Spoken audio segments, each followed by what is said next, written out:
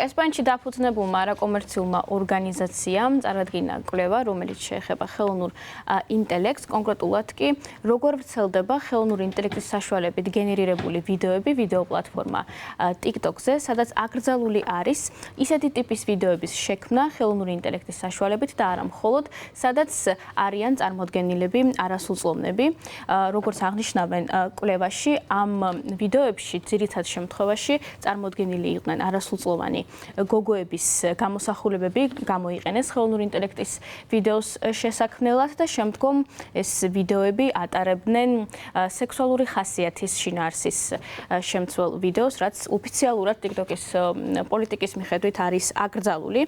მიუხედავად ამისა, იმ ათობით ანგარიშს, რომელსაც ჰქონდა ასეთი ვიდეოები ატვირთული, ათასობით გამომწერი ჰყავდა და მილიონობით ნახვა ვიდეო პლატფორმა TikTok-ზე. მკვლევარებმა აღმოაჩინეს დაახლოებით 20-მდე ანგარიში, რომელიც ასეთი ტიპის ვიდეოებს, AI გენერირებულ ვიდეოებს ავრცელებდა და გარდა ამისა, ვიდეოების აღწერაში მითითებული იყო კონკრეტულად Telegram არხების ბმულები, საიდანაც შემდგომ ბავშვთა პორნოგრაფია იყიდება, როგორც აღნიშნავენ ორგანიზაციაში, არაკომერციულ ორგანიზაციაში. გარდა ამისა, ვიდეოებს ასევე არ ჰქონდა TikTok-ის სპეციალური მონიშნა, რომ ესა და ეს ვიდეო არის ხელოვნური ინტელექტის საშუალებით შექმნილი.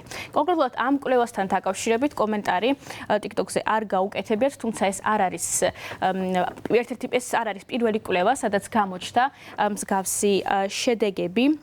კვლევა ზოგადად კითხვის ნიშნის ქვეშ აყენებს TikTok-ის უნარს აღასრულოს თავისი პოლიტიკა, რომელიც ცდილობს დაიცვას მომხმარებლები, კონკრეტულად კი ბავშვები. მოგეხსენებათ, ბოლო პერიოდის განმავლობაში განსაკუთრებით დიდი ზეწოლის ქვეშ არის არაერთი ონლაინ კომპანია, მათ შორის TikTok-ი, ასევე კომპანია Meta, პლატფორმა X-ი, უფლებადამცველები, სხვადასხვა ქვეყნის მთავრობები მოითხოვენ დიდი ტექნოლოგიური კომპანიებისგან, რომ მოახდინონ მოდერირება იმ კონტენტის, იმ მასალის, რომელსაც ხელოვნური ინტელექტი ქმნის და ამასთან დაკავშირებით სერიოზულად მიმდინარეობს მუშაობა. როგორც უკვე გითხარით, თავად TikTok-ს არაერთხელ უთქვამთ, რომ მათ აქვთ ნულოვანი ტოლერანტობის პოლიტიკა იმ კონტენტის მიმართ, რომელიც აჩვენებს, ხელს უწყობს ან მონაწილეობს ახალგაზრდების ექსპლუატაციაში. კომპანიის ცნობით 2025 წლის აპრილიდან ივნისამდე TikTok-მა წაშალა 199 მილიონზე მეტი ვიდეო და აკრძალა 108 მილიონზე მეტი ანგარიში.